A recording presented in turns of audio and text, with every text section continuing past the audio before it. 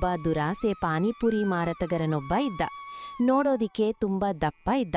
ಊರಿನ ಜರೆಲ್ಲರೂ ಕಾಶಪ್ಪನ ಪಾನಿಪುರಿ ಅಂಗಡಿಗೆ ಬರುತ್ತಿದ್ದರು, ಏಕೆಂದರೆ ಅದರ ರುಚಿಯು ಆಕರ್ಷಕವಾಗಿತ್ತು. ಕಾಶಪ್ಪನ ಅಂಗಡಿಯ ಪಕ್ಕದಲ್ಲಿ ಸೂರಿ ಎನ್ನುವ ಹುಡುಗನ ಜಿಲೇಬಿ ಗಾಡಿ ಇತ್ತು. ಕಾಶಪ್ಪ ಜನಪ್ರಿಯ ಅಂಗಡಿಯಿಂದಾಗಿ ಸೂರ್ಯ ಗಾಡಿಗೆ ಯಾರೂ ಬರುತ್ತಿರಲಿಲ್ಲ. ಅರೇ ರವಿ, ಬೇಗನೆ ಪಾನಿಪುರಿ ನೀರನ್ನು ತಯಾರಿಸು. ಗ್ರಾಹಕರು ಬರುವ ಸಮಯವಾಗಿದೆ ಎಂದು ನಿನಗೆ ಗೊತ್ತಿಲ್ವಾ? ಆ ಮಸಾಲೆಯನ್ನು ನೀರಿಗೆ ಸೇರಿಸಿದೆಯಾ? ರುಚಿ ಇನ್ನೂ ಚೆನ್ನಾಗಿರುತ್ತದೆ. ಛೀ, ಎಂಥ ದುರಾಸೆ ಮನುಷ್ಯ! ಆ ಮಸಾಲೆಯಿಂದ ಏನಾಗ್ತದೆ ನನಗೆ ಗೊತ್ತಿಲ್ಲವೆಂದು ತಿಳಿದುಕೊಂಡಿದ್ದಾನೆ. ಅರೇ ರವಿ, ಏನ್ ಗೋನಾಗ್ತಿದ್ಯಾ? ಬೇಗನೆ ಮಾಡು ಬಾಯ್. ಚಿಂತೆ ಮಾಡಬೇಡಿ ವೈ, ನೀರು ಹೇಳಿದಂತೆ ಆ ಮಸಾಲೆಯನ್ನು ನೀರಿಗೆ ಸೇರಿಸಿದ್ದೀನಿ. ಈ ನೀರಿನಿಂದ ಎಂತಹ ಸುವಾಸನೆ ಬರುತ್ತಿದೆ ಎಂದು ಗಮನಿಸಿ. ವಾವ್, ಎಂಥ ಸುಗಂಧ! ಅದಕ್ಕೆ ಹೇಳೋದು ಇದು ಕಾಶಪ್ಪನ ಪಾನಿಪುರಿಯ ನೀರು. ಕೆಲವೇ ಕ್ಷಣಗಳಲ್ಲಿ ಕಾಶಪ್ಪನ ಪಾನಿಪುರಿಯ ಅಂಗಡಿಯಲ್ಲಿ ಪಾನಿಪುರಿ ತಿನ್ನಲು ಜನಗಳ ಗುಂಪು ಸೇರಿತ್ತು. ಅರೆ ಭಾಯ್, ಕಾಶಪ್ಪ ನಿನ್ನ ಪಾನಿಪುರಿಯ ರುಚಿಯ ಬೇರೆ ಎಂಥ ಸುವಾಸನೆ ಬರುತ್ತೆ. ಒಂದು ಪ್ಲೇಟ್ ಪಾನಿಪುರಿ ಕೊಡು ಬೈ. ಖಂಡಿತ ವಾಯ್, ಇದು ಕಾಶಪ್ಪನ ಪಾನಿಪುರಿ. ಇಂಥದ್ದು ಬೇರೆ ಎಲ್ಲೂ ಸಿಗಲ್ಲ. ಕಾಶಪ್ಪನ ಅಂಗಡಿಯಲ್ಲಿ ಗ್ರಾಹಕರ ಬಡವನಾದ ಸೂರಿ ಜಿಲೇಬಿ ಗಾಡಿಯಲ್ಲಿ ಒಬ್ಬ ಗ್ರಾಹಕನೂ ಇರಲಿಲ್ಲ. ಮನಸ್ಸಿನಲ್ಲಿ ಸೂರಿ ತನ್ನೊಡನೆ ಮಾತಾಡ್ಕೊಂಡ. ಓ ದೇವರೇ, ಇಂದು ನನ್ನ ಗಾಡಿಗೆ ಒಬ್ಬ ಗ್ರಾಹಕನೂ ಬಂದಿಲ್ಲ. ಒಂದು ಜಿಲೇಬಿಯೂ ವ್ಯಾಪಾರ ಆಗಿಲ್ಲ. ನಾನು ಮನೆಯ ಖರ್ಚನ್ನು ಹೇಗೆ ನಿಭಾಯಿಸಲಿ? ಕಾಶಪ್ಪ ತನ್ನ ಪಾನಿಪುರಿಯಲ್ಲಿ ಏನು ಬೆರೆಸುತ್ತಾನೆ? ಗ್ರಾಹಕರು ಹೀಗೆ ಚಲಾಯಿಸುತ್ತಾರೆ.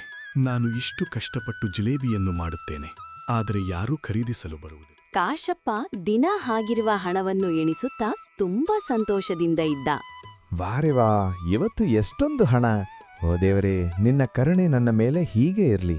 ಇದೇ ರೀತಿ ಗಳಿಕೆ ಮುಂದುವರೆದರೆ ನೀವು ಈ ಗೋಪಾಲ್ಪುರದಲ್ಲಿ ಹೆಚ್ಚು ಶ್ರೀಮಂತಲಾಗುತ್ತೀರಾ. ನಿಜವಾಗಿಯೂ ಸೂರಿ, ಈ ಗಳಿಕೆ ಹೀಗೆ ಮುಂದುವರೆದರೆ ನನ್ನ ತಿಜೋರಿಯ ಶೀಘ್ರವಾಗಿ ತುಂಬುತ್ತದೆ. ಸೇಠ್ಜಿ, ನಾನೊಂದು ವಿಷಯ ಕೇಳಬೇಕಿತ್ತು. ನನಗೆ ಸಂಬಳ ಸ್ವಲ್ಪ ಜಾಸ್ತಿ ಮಾಡಬೇಕಿತ್ತು. ಈ ಸಂಬಳದಿಂದ ನನಗೆ ಮನೆಯಲ್ಲಿ ಸಾಕಾಗ್ತಿಲ್ಲ. ಏನು? ಕೆಲವು ತಿಂಗಳುಗಳ ಹಿಂದೆಯೇ ನಿನ್ನ ಸಂಬಳವನ್ನು ಹೆಚ್ಚಿಸಿದೆ, ಇನ್ನೂ ಸಾಕಾಗ್ತಿಲ್ವೇ? ಹೆಜ್ಜೆ 2 ವರ್ಷಗಳ ಹಿಂದೆ ನೀವು ಸಂಬಳ ಜಾಸ್ತಿ ಮಾಡಿದ್ದು. ಈ ವಸ್ತುಗಳ ದುಬಾರಿಯಲ್ಲಿ ಈಗಿನ ಸಂಬಳ ಸಾಕಾಗ್ತಿಲ್ಲ. ನೀನ್ ನನ್ ಮೂಡ್ ಖರಾಬ್ ಮಾಡಿಬಿಟ್ಟೆ. ಇನ್ನೂ ಹೀಗೆ ಮಾತಾಡಿದ್ರೆ ನಾನೇನ್ ಮಾಡ್ತೀನಿ ನನಗೊತ್ತಿಲ್ಲ. ಭಯಗೊಂಡ ಸೂರಿ ಮೌನವಾದ, ತನ್ನೊಡನೆ ಯೋಚಿಸುತ್ತ. ಯಾವಾಗ್ಲೂ ಕೆಲಸದಿಂದ ತೆಗೆದುಹಾಕುವ ಬೆದರಿಕೆ ಮನುಷ್ಯನಿಗೆ ಸರಿಯಾದ ಪಾಠ ಕಲಿಸ್ತೀನಿ. ಸರಿ, ನಾನು ಮನೆಗೆ ಹೋಗ್ತಿದ್ದೇನೆ. ಅಂಗಡಿನಿ ಸ್ವಚ್ಛಗೊಳಿಸಿ ಬೇಗ ಹಾಕಿಕೊಂಡು ಹೋಗು. ಕಾಶಪ್ಪ ಮನೆಗೆ ತೆರಳಿದಾಗ ಸೂರಿ ನಿರಾಶೆಯಿಂದ ಮನೆಗೆ ತೆರಳಿದ. ಅರೆ ಮಗ, ಬಂದಿಯಾ? ನಾನೆಷ್ಟು ಸಮಯದಿಂದ ನಿನಗಾಗಿ ಕಾಯ್ತಿದ್ದೆ. ನಾನ್ ಹೇಳಿದ ಸಾಮಾನೆಲ್ಲ ತಂದಿದ್ಯಾ? ಮನೇಲಿ ಏನಿಲ್ಲ ಅಡ್ಗೆ ಮಾಡೋದಕ್ಕೆ. ಹರಿಯಮ್ಮ, ನನಗೆ ನೆನಪಿತ್ತು ತರೋದಕ್ಕೆ. ಆದ್ರೆ ಏನ್ ಮಾಡ್ಲಿ, ಪ್ರತಿದಿನದಂತೆ ಈ ದಿನ ಏನೂ ವ್ಯಾಪಾರ ಆಗ್ಲಿಲ್ಲ. ಮಗ, ನೀನು ತುಂಬಾ ಒಳ್ಳೆ ಜಿಲೇಬಿಗಳನ್ನ ಮಾಡ್ತೀಯ, ಆದ್ರೆ ಯಾಕೆ ವ್ಯಾಪಾರ ಆಗ್ತಿಲ್ಲ? ಅಮ್ಮ, ಕಾಶಪ್ಪನ ಪಾನಿಪುರಿ ಅಂಗಡಿಯಿಂದಾಗಿ ನನ್ನ ಅಂಗಡಿಗೆ ಯಾರೂ ಬರುತ್ತಿಲ್ಲ. ಅವನವನ ಪಾನಿಪುರಿಗೆ ಏನ್ ಬೆರೆಸ್ತಾನೆ ಎಂದು ತಿಳಿಯದಿಲ್ಲ. ಗ್ರಾಹಕರು ಅವನ ಅಂಗಡಿಗೆ ಚಲಾಯಿಸ್ತಾರೆ. ಮಗ, ಆ ಕಾಶಪ್ಪ ತುಂಬಾ ದುರಾಸೆಯಾದವನು. ಖಂಡಿತವಾಗಿಯೂ ಅವನು ಪಾನಿಪುರಿಗೆ ಏನೂ ವಿಶೇಷವಾಗಿ ಇರುವುದನ್ನು ಬೆರೆಸುತ್ತಾನೆ. ಆದ್ದರಿಂದ ಗ್ರಾಹಕರು ಅವನ ಅಂಗಡಿಗೆ ಹೋಗ್ತಾರೆ. ಚಿಂತೆ ಬೇಡ, ನಿನ್ನ ಜಿಲೇಬಿ ವ್ಯಾಪಾರವಾಗುವಂತೆ ಮಾಡಲು ನನ್ನ ಬಳಿ ಒಂದು ಉಪಾಯವಿದೆ. ನಿಜವಾಗಿಯೂ ಅಮ್ಮ, ಅದೇನ್ ತೋರ್ಸು. ಅಡುಗೆ ಮನೆಗೆ ಹೋಗಿ ಒಂದು ಸಣ್ಣ ಡಬ್ಬಿಯನ್ನು ತಂದಳು. ಅಮ್ಮ, ಈ ಡಬ್ಬಿಯಲ್ಲಿ ಏನಿದೆ? ಮಗ, ಇದು ಯಾಲಕ್ಕಿಯ ಪುಡಿ. ಇದನ್ನು ಜಿಲೇಬಿಗೆ ಸೇರಿಸಿದರೆ ಒಳ್ಳೆಯ ಸುಗಂಧ ಬರುತ್ತದೆ. ಗ್ರಾಹಕರು ಹೇಗೆ ನಿನ್ನ ಗಾಡಿಗೆ ಬರುತ್ತಾರೆ ಎಂದು ನೋಡು. ಅಮ್ಮ, ಇದು ಪಕ್ಕಾ ಕೆಲಸ ಮಾಡ್ತದೆ ಎಂದು ನಿನಗೆ ನಂಬಿಕೆ ಇದೆಯಾ? ಇದು ನಿನ್ನ ತಂದೆಯು ಜಿಲೇಬಿಗಳಿಗೆ ಏಲಕ್ಕಿ ಪುಡಿಯನ್ನ ಸೇರಿಸ್ತಿದ್ರು. ಹಾಗಾಗಿ ಅವನ ಗಾಡಿಯಲ್ಲಿ ಸದಾ ಗ್ರಾಹಕರು ಇರ್ತಿದ್ರು. ಅದಕ್ಕೆ ನಾನು ನಿನಗೆ ಜಿಲೇಬಿ ಗಾಡಿ ಇಡಲು ಹೇಳಿದೆ. ಅವನ ಜಿಲೇಬಿಯು ಇಡೀ ಗ್ರಾಮದಲ್ಲಿ ಪ್ರಸಿದ್ಧವಾಗಿತ್ತು. ಸರಿ ಅಮ್ಮ, ನಾಳೆಯಿಂದ ನಾನು ತಂದೆಯಂತೆ ಈ ಯಾಲಕ್ಕಿ ಪುಡಿಯನ್ನು ಜಿಲೇಬಿಗೆ ಸೇರಿಸ್ತೇನೆ. ಸೂರಿ ನನ್ನ ಜಿಲೇಬಿಗಳನ್ನು ಉತ್ತಮಗೊಳಿಸಲು ನಿರ್ಧರಿಸಿದರೆ. ಕಾಶಪ್ಪ ಮನೆಗೆ ಹೋಗಿ ತನ್ನ ಹೆಂಡತಿ ಆರಾಮಾಗಿ ಮಲಗಿರುವುದನ್ನು ಕಂಡ. ಅರೇ ಸುಜಾತ, ನೀನು ಈಗಲೂ ಮಲಗಿದ್ಯಾ? ನಾನು ಅಂಗಡಿಯಿಂದ ದಣಿದು ಬಂದಿರುವೆ, ಎದ್ದೇಳು. ಹೋ, ನೀವು ಯಾವಾಗ್ಲೂ ನನ್ನ ಅಡಿಗೆ ಬಗ್ಗೆ ಅಥವಾ ನಾನು ಮಲಗಿರುವ ಬಗ್ಗೆ ಗೊಣಗಿಸ್ತೀರಿ. ಬೇರೆ ಕೆಲಸವೇ ಇಲ್ವೇ? ಎದ್ದು ಊಟ ಹಾಕೊಡು. ನಾನು ವಿಶ್ರಾಂತಿಯಲ್ಲಿದ್ದೇನೆ ಎಂದು ಗೊತ್ತಿಲ್ವೇ? ನನಗೆ ಹೊಕ್ಕೆ ನೋವು ಬರುತ್ತದೆ. ನಾನು ಪಾನಿಪುರಿ ತರಲು ಹೇಳಿದ್ದೆ, ತಂದಿದ್ದೀರಾ? ಎಲ್ಲ ಪಾನಿಪುರಿಗಳು ಮಾರಾಟ ಬಿಟ್ಟವೆ ಎಂದು ನಿನಗೆ ಗೊತ್ತಿಲ್ಲವೇ? ನಾನೆಲ್ಲಿಂದ ತರ್ಲಿ? ನನಗೆ ಗೊತ್ತಿಲ್ಲ. ನನಗೂ ಪಾನಿಪುರಿ ತಿನ್ನಲು ಆಸೆ ಇದೆ. ನೀವು ನನಗೆ ಅಂಗಡಿಗೆ ಹೋಗಲು ಬಿಡುವುದಿಲ್ಲ, ನೀವು ಸಹ ತರುವುದಿಲ್ಲ. ಸರಿ ಸರಿ, ನಾಳೆ ತಂದುಕೊಡ್ತೀನಿ. ಈಗ ಊಟ ಹಾಕಿಕೊಡು. ನಾನು ಮಲಗಿರುತ್ತೇನೆ. ಊಟ ತಯಾರಾಗಿದೆ, ನೀವೇ ಹೋಗಿ ಕೊಡ್ತೀನಿ. ಗೊಣಗುತ್ತಾ ಕಾಶಪ್ಪ ಅಡುಗೆ ಮನೆಗೆ ಹೋದಾಗ ತನ್ನ ವಿಶೇಷ ಮಸಾಲೆ ಡಬ್ಬಿಯನ್ನ ಕಂಡ. ಇದೇ ಆ ಮಸಾಲೆ. ಇದನ್ನ ಪಾನಿಪುರಿಯ ನೀರಿಗೆ ಸೇರಿದರೆ ರುಚಿ ಅದ್ಭುತವಾಗುತ್ತದೆ. ಇದರಿಂದಲೇ ಎಲ್ಲರೂ ನನ್ನ ಅಂಗಡಿಗೆ ಬರುತ್ತಾರೆ. ನಾಳೆ ಇದನ್ನ ಅಂಗಡಿಗೆ ತೆಗೆದುಕೊಂಡು ಹೋಗಬೇಕು. ಅಂಗಡಿಯಲ್ಲಿ ಮಸಾಲೆ ಖಾಲಿಯಾಗಿದೆ.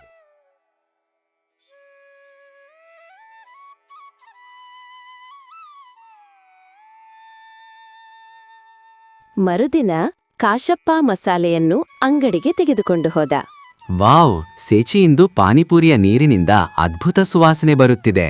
ಅದು ನಿನ್ನ ಕೈ ಕೆಲಸವೇ ರವಿ, ಅಥವಾ ನನ್ನ ಮಸಾಲೆಯ ಜಾದುವೇ? ಸಿರ್ಚಿ ಮಸಾಲೆ ನೆನ್ನೆನೆ ಖಾಲಿಯಾಗಿತ್ತು, ನಾನ್ ನಿಮ್ಗೆ ಹೇಳಿದ್ದೆ ಅಲ್ವೇ? ಅದಕ್ಕೆ ಈ ನೀರಿನಿಂದ ಸುಗಂಧ ಕಮ್ಮಿ ಇತ್ತು. ನೀನು ಯಾವ ಕೆಲಸಕ್ಕೂ ಒಪ್ಪುವುದಿಲ್ಲ. ನಾನೇ ಈ ಮಸಾಲೆಯನ್ನು ಸೇರಿಸುತ್ತೇನೆ. ಹೋ, ಇವನು ತುಂಬಾ ಮಸಾಲೆ ಸುರಿದ್ಬಿಟ್ಟ. ಇದರಿಂದ ಗ್ರಾಮಸ್ಥರು ಕಷ್ಟಪಡ್ಬೇಕು ಅನ್ಸುತ್ತೆ. ದೇವ್ರೇ, ಅವರನ್ನ ಕಾಪಾಡಪ್ಪ. ಕೆಲವೇ ಕ್ಷಣಗಳಲ್ಲಿ ಕಾಶಪ್ಪನ ಅಂಗಡಿಗೆ ತುಂಬಾ ಜನ ಸೇರಿದ್ರು. ಅರೆ ಕಾಶಪ್ಪ, 5 ಪ್ಲೇಟ್ ಪಾನಿಪುರಿಯನ್ನ ಕಟ್ಟಿಕೊಡು. ನನ್ ಮಗ ಸೊಸೆ ಊರಿಂದ ಬಂದಿದ್ದಾರೆ. ಅವರಿಗೆ ನಿನ್ ಪಾನಿಪುರಿಯನ್ನ ತಿನ್ನಿಸಿ ಒಳ್ಳೆ ಅಭಿಪ್ರಾಯ ತಿಳಿಸ್ತೇನೆ. ಅಭಿಪ್ರಾಯ ತಿಳಿಸ್ತೀಯಾ? ಈ ಗ್ರಾಮದಲ್ಲೇ ಅದಕ್ಕಿಂತ ಒಳ್ಳೇದು ಬೇರೇನೂ ಇಲ್ಲ. ಸಂಜೆ ಹಾಕುತ್ತಿದ್ದಂಗೆ ಎಲ್ಲ ಪಾನಿಪುರಿ ವ್ಯಾಪಾರ ಆಗಿತ್ತು. ಕಾಶಪ್ಪನ ಟಿಜೋರಿ ತುಂಬಿತ್ತು. ಮರುದಿನ ಸೂರಿ ತನ್ನ ತಾಯಿ ಕೊಟ್ಟ ಏಲಕ್ಕಿ ಪುಡಿಯನ್ನು ಜಿಲೇಬಿಗೆ ಸೇರಿಸಿದ.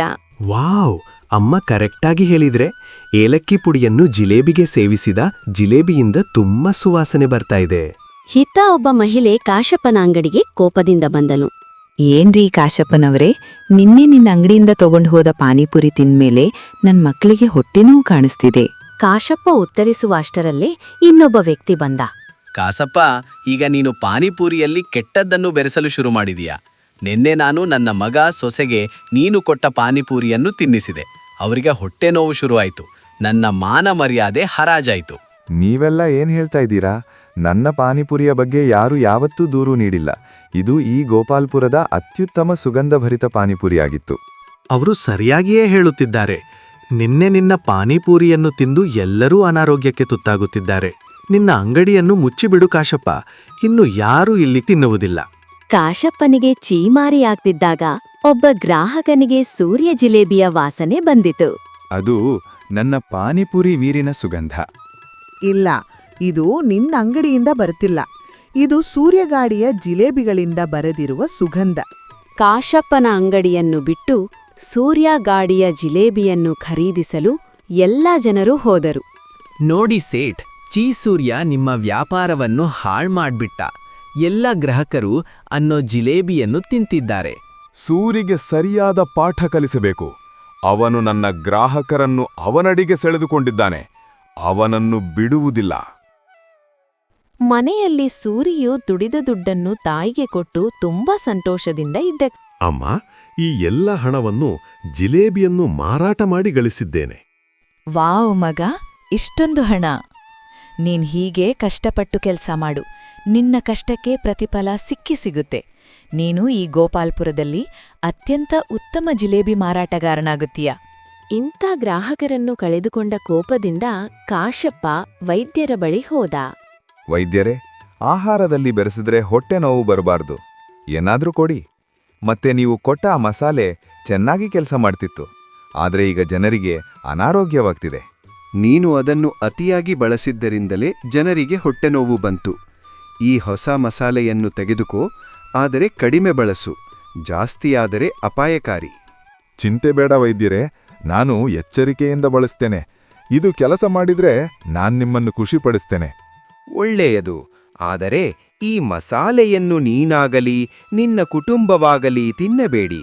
ಇದರಿಂದ ಹೊಟ್ಟೆನೋವು, ತಲೆನೋವು, ವಾಂತಿ ಅಥವಾ ಇನ್ನೂ ದೊಡ್ಡ ರೋಗಗಳು ಉಟಕಬಹುದು. ಸರಿ ಎಂದು ಕಾಶಪ್ಪ ಮನೆಗೆ ಹೋಗಿ ಆ ಮಸಾಲೆ ಡಬ್ಬಿಯನ್ನು ಹೆಂಡತಿಗೆ ಕೊಟ್ಟ. ಸುಜಾತ, ಈ ಡಬ್ಬಿಯನ್ನು ಎಚ್ಚರಿಕೆಯಿಂದ ಇಡು. ಬೆಳ್ಳಿಗೆ ನನಗೆ ಇದನ್ನು ಕೊಡಬೇಕು. ಇದರಲ್ಲಿ ಏನಿದೆ? ಇದನ್ನು ಯಾವುದೇ ಆಹಾರಕ್ಕೆ ಬೆರೆಸಿದರೆ ಅದರ ರುಚಿಯೇ ಬದಲಾಗುತ್ತದೆ. ಇದು ದುಬಾರಿಯಾದ್ದರಿಂದ ನೀನು ಇದನ್ನು ಬಳಸಬೇಡ. ನಾಳೆ ಬೆಳಿಗ್ಗೆ ಇದನ್ನು ನನಗೆ ಕೊಡು. ಕಾಶಪ್ಪ ಹೋದಾಗ ಸುಜಾತ ತನ್ನೊಡನೆ ಯೋಚಿಸಿದಳು. ಇವರು ಇದನ್ನು ಪಾನಿಪುರಿಯಲ್ಲಿ ಬೆರೆಸುತ್ತಾರೆ. ಅದಕ್ಕೆ ಇವರ ಪಾನಿಪುರಿ ಈ ಊರಿನಲ್ಲಿ ಪ್ರಸಿದ್ಧವಾಗಿದೆ. ಸ್ವಲ್ಪ ತೆಗೆದುಕೊಂಡು ಪ್ರಯತ್ನಿಸುತ್ತೇನೆ. ಮರುದಿನ ಬೆಳಿಗ್ಗೆ ಕಾಶಪ್ಪ ಅಂಗಡಿಗೆ ಬಂದ. ಆದರೆ ಮಸಾಲೆಯನ್ನು ಮನೆಯಲ್ಲಿಯೇ ಬಿಟ್ಟು ಬಂದಿದ್ದ. ರವಿ, ಈ ಕೆಲಸ ಬಿಟ್ಟು ಮೊದಲು ಮನೆಗೆ ಹೋಗಿ ನಾನು ರಾತ್ರಿ ಕೊಟ್ಟ ಡಬ್ಬಿಯನ್ನು ತೆಗೆದುಕೊಂಡು ಬಾ. ಇಲ್ಲಿ ಏನೋ ಸರಿಯಿಲ್ಲ. ಕಾಶಪ್ಪ ಸುರಿಯನ್ನು ನೋಡಿದ ರೀತಿಯಿಂದ ಏನೋ ದೊಡ್ಡ ಕೈವಾಡ ಇದೆ ಅನ್ಸುತ್ತೆ. ಕಾಶಪ್ಪನ ಮನೆಗೆ ತಲುಪಿದ ರವಿ ಕೂಗಿದ. ಅಮ್ಮವರೇ, ಅಮ್ಮವರೇ.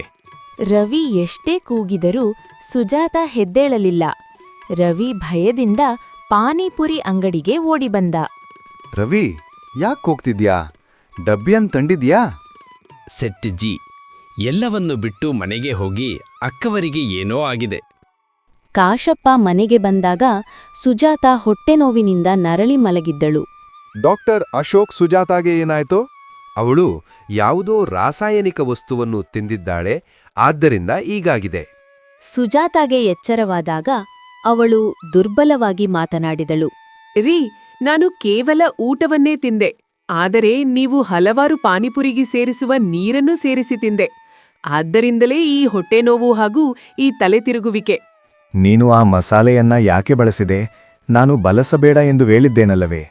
ಆ ಮಸಾಲೆಯಲ್ಲಿ ಏನಿದೆ ಹೇಳಿದ್ದಿದ್ರೆ ನಾನು ಚಿಕಿತ್ಸೆ ಮಾಡಲಾರೆ. ಅತಶನದ ಕಾಶಪ್ಪ ಡಾಕ್ಟರ್ ಕಾಲಿಗೆ ಬಿದ್ದ. ಡಾಕ್ಟರ್ ಅಶೋಕ್, ನಾನು ರುಚಿಯನ್ನ ಹೆಚ್ಚಿಸಲು ಆ ಮಸಾಲೆಯನ್ನ ಪಾನಿಪುರಿಗೆ ಸೇರಿಸ್ತಿದ್ದೆ. ನನ್ ದುರಾಸೆಯಿಂದ ಹೀಗಾಯ್ತು. ದಯವಿಟ್ಟು ಅವಳನ್ನ ರಕ್ಷಿಸಿ.